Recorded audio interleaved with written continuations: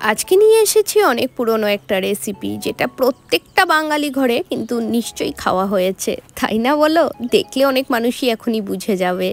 তো প্রসেসটা সবার ঘরে একটু অন্যরকম, আর আজকে আমার ঘরে আমার ফরমাইশে বানানো হচ্ছে এই সবজিটা, যেটা অনেক বছর পর প্রায় এই তরকারিটা বানানো হচ্ছে।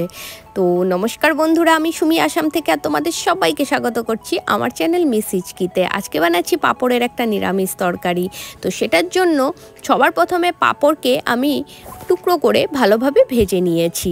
ভেজে উঠিয়ে নেওয়ার পরে ওই কড়াইয়ের মধ্যেই সর্ষে তেলের মধ্যে ফোড়ন অ্যাড করেছি, পাঁচফোড়নের ভালো একটা সেন্ট যখন এসে পড়েছে তখন দিয়ে দিয়েছি ডুবু করে কেটে রাখা আলু, সঙ্গে নুন হলুদ দিয়ে ওটাকে ঢেকে ভাজতে দিয়েছি। তারপরে একটা সাইডে মশলা রেডি করে নিয়েছি, যেটাই ছিল জিরের গুঁড়ো, হলুদ গুঁড়ো, কাঁচা লঙ্কা বাটা আর কালারের জন্য কাশ্মীরি লঙ্কার গুঁড়ো। এগুলি জল দিয়ে ভালোভাবে মিক্স করে নিয়েছি।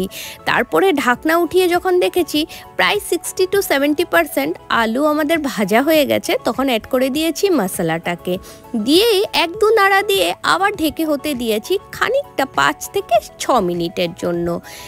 তারপরে ঢাকনা উঠিয়ে যখন দেখলাম একদমই রেডি, না কাঁচা মশলার গন্ধ আছে, না আলু সিদ্ধ হয়নি এমন কোনো ব্যাপার আছে, মানে সব কিছুই পারফেক্টলি কুক।